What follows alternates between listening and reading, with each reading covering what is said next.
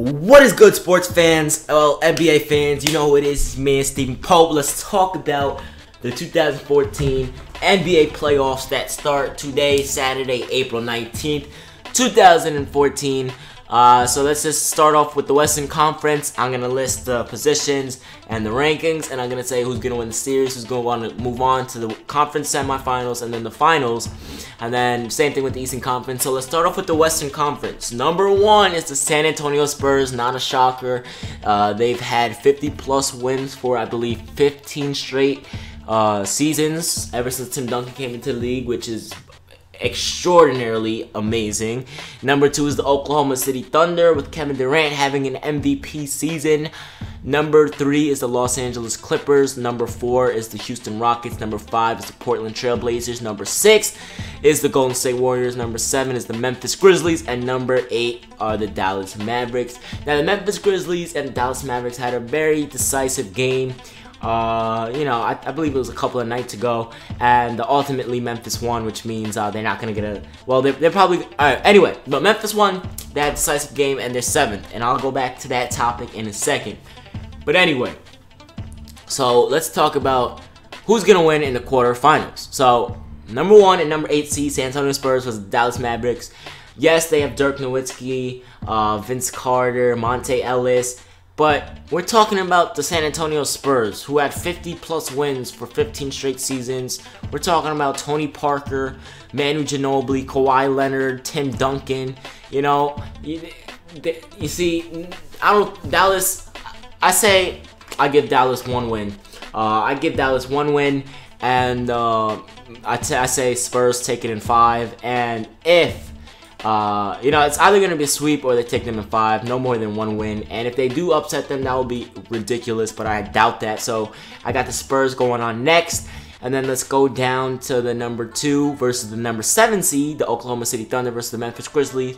OKC in 6. I think OKC can beat the Grizzlies in 6. Kevin Durant, Russell Westbrook, Serge Ibaka, Thabo Sefolosha. If everybody plays their part and they play great defense, and especially down low in the post against Zebo and Mark Gasol, Marc Gasol, and Zach Randolph, if you don't know, I feel Oklahoma City Thunder can win. But I do feel the Memphis Grizzlies do have a chance in winning. That's why it was such a decisive game, because, you know, Dallas and Memphis, now they had a chance to beat OKC, but now Dallas has no chance to beat San Antonio, and Memphis has a slight chance to beat OKC. So that's why it was so decisive. So OKC moves on, in my opinion, in 6. Let's go on to the number 3 and number 6 seeds. Los Angeles Clippers versus the Golden State Warriors. Stephen Curry versus Chris Paul. Blake Griffin versus David Lee. You see, I say Clippers take it in 7. It's going to be a 7-game series, in my opinion. Obviously, Game 7 in Los Angeles, so I say Game 7 goes to the Clippers. Clippers move on. Now let's go on with the number 4 and number 5. Houston Rockets versus the Portland Trail Blazers. Jeremy Lin, James Harden, Chandler Parsons, Patrick Beverley, Dwight Howard, versus LaMarcus Aldridge, Damian Lillard, Nicholas Batum. I say Houston takes it in 6. Just their players have more experience. James Harden has a lot of playoff experience and finals experience with the 2012 Oklahoma City Thunder, and Dwight Howard obviously has finals experience as well in the 2010 NBA Finals versus the Los Angeles Lakers. And Jeremy Lin also, he's a solid point guard, very solid point guard. So I say Houston takes that in 6. So now let's go on to the to the semifinals in the Western Conference, of course. San Antonio Spurs versus Houston Rockets. I say San Antonio wins this in, I say 6 games as well. Maybe less, but I'm just going to say 6 games to be safe, because Dwight Howard can create some problems with Tim Duncan. But the problems that Tim Duncan creates with Dwight Howard are, Tim Duncan can step back to at least 15 to maybe 17 feet the most, take that jump shot, bank shot, fundamental shots, pick and roll. But Dwight Howard is he's a great pick and roll player, very aggressive offensive rebounder, defensive rebounder, crashes the glass. So they're gonna create a lot of problems for one another. And I don't know if Jeremy Lin can hold Tony Parker. I have a lot of confidence in Jeremy Lin, but I don't think he can completely lock him up like you would want a star point guard to, as in Jeremy Lin. But And then you had Manu Ginobili and James Harden. That's going to be awesome. I think Manu Ginobili is a better player, but that's just my opinion. Everybody has their own opinions. Points doesn't mean anything, all right? It's just about the clutch plays that you make and how you contribute to your team winning. So I say San Antonio takes it in 6, and they go on to the Western Conference Finals. And then we have the Los Angeles Clippers versus the Oklahoma City Thunder. And these two teams create a lot of problems for each other. Chris Paul's going to have problems trying to get around Russell Westbrook because Russell Westbrook is probably the most athletic point guard in NBA history. Dude has leaping ability. He's fast. He's strong. He's big. He's like 6'3", 6'4", and Chris Paul being 6'1", 6'2" is going to create a lot of issues. Blake Griffin pick and roll offense, that's going to create a lot of issues for Serge Ibaka. But then I wonder who's going to hold Kevin Durant. I mean, Matt Barnes. I don't know who's going to hold Kevin Durant, but it's just going to create a lot of problems for one another. But I do say Oklahoma takes it in 7, and obviously it's Game 7 being in OKC. So Oklahoma takes it. Now we have the San Antonio Spurs versus the Oklahoma City Thunder, the number 1 seed versus the number 2 seed. I say San Antonio takes it in 5 or 6 for the simple fact that not one team in the West can beat San Antonio in a best of 7. They just create too many matchup issues. I feel this. I feel OKC cannot match up with San Antonio. Obviously, Kevin Durant's going to be averaging 30. Obviously, Russell Westbrook going to be averaging 25. But you see, you can have the best offense in the league, but if you don't play defense and you don't stop the other team, you can't get anywhere. So that's why I feel like San Antonio. I'm not saying OKC's a bad defensive team. I'm just saying they're gonna have a lot of issues against playing against San Antonio in the conference finals. So I say San Antonio goes on to the NBA Finals. Let's go on to the Eastern Conference. Number 1 seed Indiana Pacers. Well, let me just go through the rankings first. Number 1, the Indiana Pacers. Number 2, the Miami Heat. Number 3, the Toronto Raptors. Number 4, the Chicago Bulls. Number 5, the Washington Wizards. Number 6, the Brooklyn Nets. Number 7, the Charlotte Bobcats.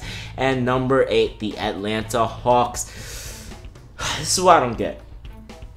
Why do you push to be in the playoffs, Atlanta, when you know you can't beat Indiana? See, New York had a chance to beat Atlanta, in my opinion. I mean, to beat Indiana, in my opinion. But anyway. So let's go on to who I think is going to win in the quarterfinals. So number 1 and number 8 seed Indiana Pacers versus Atlanta Hawks. I say Indiana takes it in 4. Easy, clean sweep. Number 2 seed Miami Heat versus number 7 seed Charlotte Bobcats. There are some issues with Al Jefferson and Chris Bosh, but I think Chris Bosh, Birdman, Greg Oden, Rashard Lewis. I think they can hold them. So clean sweep in my opinion as well. Let's go on to the number 3 and number 6 seed Toronto Raptors versus the Brooklyn Nets. I say the Brooklyn Nets take it. Experience over everything, baby. Yes, DeMar DeRozan, Terrence Ross, crazy Kyle Lowry, crazy seasons, amazing seasons, high flyers as well. But you freaking Paul Pierce, KG, Darren Williams, Mason Plumlee, and Joe Johnson as your starting lineup. Doesn't get better than that. Brooklyn takes that series in 5 or 6 games. Chicago Bulls versus the Washington Wizards. Chicago in 5. Washington has no playoff experience. This is John Wall's first playoff experience. The intensity is way different than the regular season. Chicago's defense is ridiculous. Joakim Noah's a walking triple-double this season. I say Chicago takes it in 5. Now let's go on to the Indiana in the semifinals. Indiana Pacers number 1 seed versus number 4 seed Chicago Bulls. There are some matchup issues there, but I do feel like Indiana will obviously take it in maybe 5 or 6 games. Now let's go on to the number 2 seed Miami Heat versus the number 6 seed Brooklyn Nets. I say Miami Heat take it in 5 or 6. I say Miami will lose at least 1 or 2 games against the Brooklyn Nets. I don't think it'll go to a game 7. Because LeBron and Paul Pierce have been at it in the finals since 2008. So for 6 years they've been going head to head with each other in the finals. So it's gonna be a real picky, chippy series. But I say Miami takes it in 5 or 6. And then you have obviously the Eastern Conference Finals between the Indiana Pacers and Miami Heat. I say Miami Heat win again. Once again. I don't think Indiana can beat Miami in a best-of-7 with Dwayne Wade healthy. Dwayne Wade is just that key factor right there. Dwayne Wade is probably probably the most important player on that court. Yes, LeBron James is the best basketball player in the world, but if you don't have Dwayne Wade as your wingman and all you have is Bosh and, you know, Mario Chalmers and Shane Battier, Rashard, you need Dwayne Wade, okay? That's what I'm trying to say. Rematch of the 2013 NBA Finals, San Antonio Spurs versus the Miami Heat. I say Miami takes it in 6.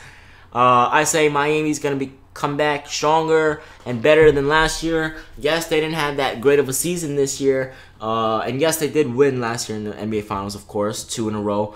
But I feel like Miami will beat the San Antonio Spurs in 6 games. So that's my opinion, and I think Miami will get a 3-peat. What are you guys' opinions on the NBA Finals, semifinals, quarterfinals, conference finals? Tell me your rankings, your brackets, and tell me what you think is going to happen in the 2014 NBA playoffs that start today. If you guys enjoyed this video, give this video a like, rate, and subscribe if you're new. Anyways, being me and Steven Pope, you know how we do. Basketball season has returned, baby.